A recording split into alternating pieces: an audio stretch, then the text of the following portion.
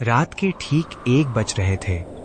पूरे शहर की बत्तियां बुझ चुकी थीं और इस पुरानी 5 मंजिला दफ्तर की इमारत में दूर दूर तक सिर्फ एक खौफनाक सन्नाटा पसरा हुआ था। राजू, जो पिछले 10 सालों से यहाँ नाइट गार्ड की नौकरी कर रहा था, अपने हाथ में पुरानी लोहे की टॉर्च लिए रोज की तरह अपने गश्त पर निकला था। उसकी टॉर्च की पीली धुंधली रोशनी गंदे गलियारों, बंद पड़े केबिनों के दरवाजों और दीवारों पर चिपके सालों पुराने बदरंग पोस्टरों पर पड़ रही थी। सन्नाटा इतना गहरा था कि पूरे गलियारे में राजू के भारी जूतों की आवाज और उसकी खुद की तेज होती धड़कनें साफ गूंज रही थीं। आज की रात हवा में एक अजीब सी अनजानी और बर्फीली ठंडक थी, जो रीढ़ की हड्डी तक में कंपकमी पैदा कर रही थी। राजू जैसे जैसे गलियारे में आगे बढ़ रहा था, उसका दिल किसी अनहोनी की आशंका से तेजी से धड़क रहा था। उसे साफ एहसास हो रहा था जैसे इस इमारत के हर अंधेरे कोने में सन्नाटे के सिवा भी कोई अदृश्य साया छुपा हुआ है, जो बहुत धीरे धीरे अपनी ठंडी सांसें ले रहा हो और उसकी हर एक हरकत पर पैनी नजर रखे हुए हो। भारी और कांपते कदमों से आगे बढ़ते हुए राजू की टॉर्च की रोशनी गलियारे के सबसे आखिरी और बेहद काले कोने पर जाकर ठहर गई। वहां एक पुराना दीमक लगा लकड़ी का चौखट वाला दरवाजा था, जिस पर लोहे की एक धुंधली और जंग लगी प्लेट पर लिखा था केबिन नंबर 4। इस दफ्तर के मैनेजर ने राजू को नौकरी के पहले ही दिन बहुत साफ और सख्त शब्दों में हिदायत दी थी कि चाहे कुछ भी हो जाए, रात की ड्यूटी के दौरान केबिन नंबर 4 के आसपास भटकना भी मत। वो केबिन पिछले 5 सालों से एक भारी भरकम जंग लगे लोहे के ताले से बंद रखा गया था। दरवाजे के चारों तरफ मकई के काले जाले फैले हुए थे और चौखट पर धूल की एक मोटी परत जमी हुई थी। राजू हर रात उस दरवाजे को देखकर बिना रुके चुपचाप आगे निकल जाता था, लेकिन आज की रात उसकी नजरें उस बंद दरवाजे से हटने का नाम ही नहीं ले रही थीं। उसे ऐसा लगा जैसे उस बंद कमरे के पार से कोई गहरी नजरें उसे घूर रही हों। राजू उस मनहूस केबिन से अपनी नजरें हटाकर वापस मुड़ने ही वाला था कि तभी उस गहरे सन्नाटे को चीरती हुई एक खौफनाक आवाज आई। उस बंद केबिन के अंदर से किसी ने भारी हाथों से दरवाजे को जोर जोर से खटखटा।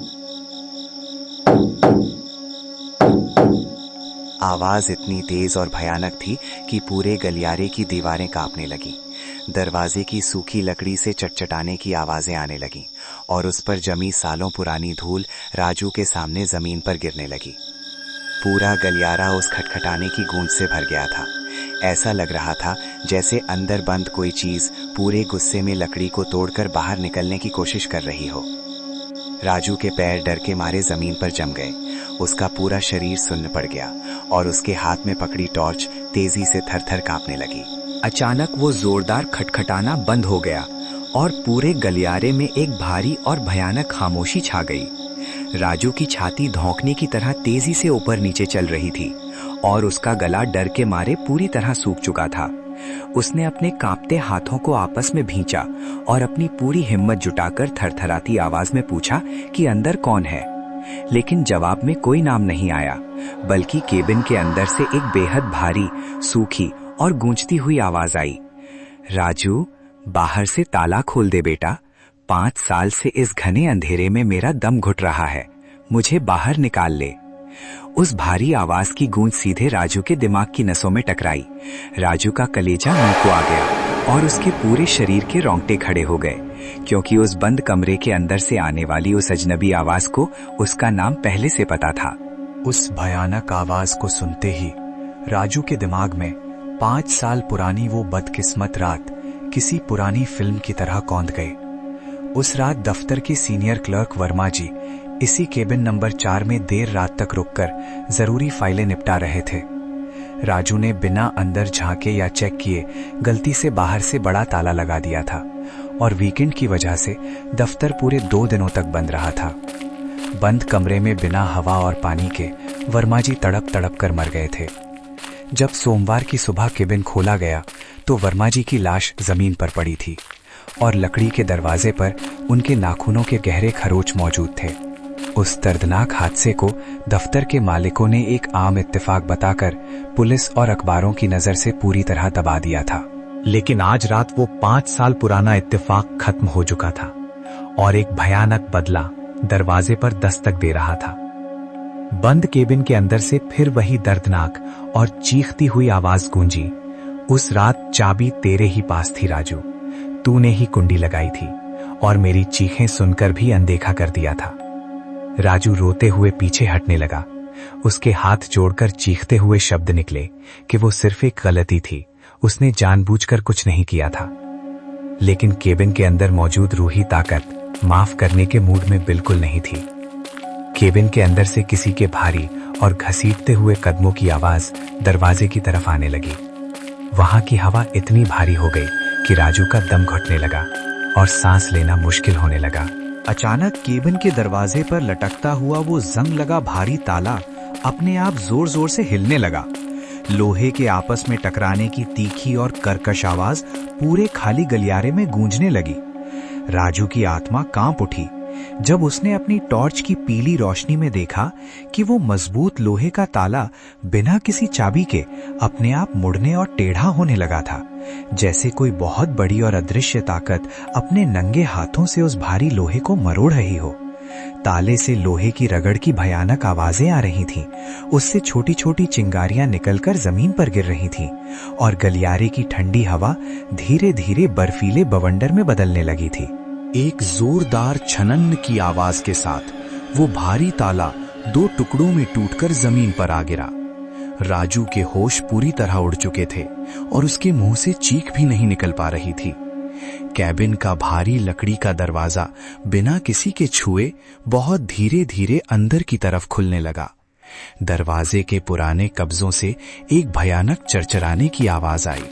दरवाजा खुलते ही कैबिन के अंदर से बर्फ जैसी ठंडी और सड़ी हुई बदबूदार हवा का एक ऐसा तेज झोंका बाहर आया जिसने पूरे गलियारे की ट्यूबलाइटों को तेजी से बंद चालू करना शुरू कर दिया। पूरी इमारत की लाइटें झिलमिलाने लगी, फाइलों के पुराने कागज हवा में उड़ने लगे और माहौल पूरी तरह खौफ। केबिन के अंदर सिर्फ स्याह और घना अंधेरा फैला हुआ था, जहां टॉर्च की रोशनी भी जाते ही गायब हो रही थी। राजू अपनी जान बचाकर पीछे भागने के लिए मुड़ा, लेकिन तभी केबिन के काले अंधेरे के अंदर से हवा का एक ऐसा भयंकर और तेज खिंचाव आया जैसे कोई अदृश्य बवंडर उसे अपने अंदर खींच रहा हो। राजू का संतुलन बिगड़ गया और उसके हाथ से छूटकर टॉर्च जमीन पर गिर गई। राजू जमीन पर गिर पड़ा और घिसटने लगा। उसने जमीन पर लगी टाइलों के कोनों को अपने हाथों से पकड़ने की पूरी ताकत लगाई, लेकिन वो अदृश्य खिंचाव इतना तेज था कि राजू जमीन पर रेंगता हुआ सीधे उस काले और ठंडे केबिन के मुहाने की तरफ खिंचता चला गया। जैसे ही राजू घिसटते हुए उस अंधेरे केबिन के अंदर पहुंचा, दरवाजा अपने आप एक जोरदार धड़ाक की आवाज के साथ बंद हो गया। बाहर गिरा टूटा हुआ ताला और लोहे की कुंडी अपने आप दरवाजे पर जाकर दोबारा बंद हो गई। केबिन की घने अंधेरे के अंदर अचानक 2 लाल चमकती हुई भयानक आंखें जल उठीं। उस खौफनाक सन्नाटे में वही भारी आवाज राजू के कानों के बिल्कुल पास गूंजी।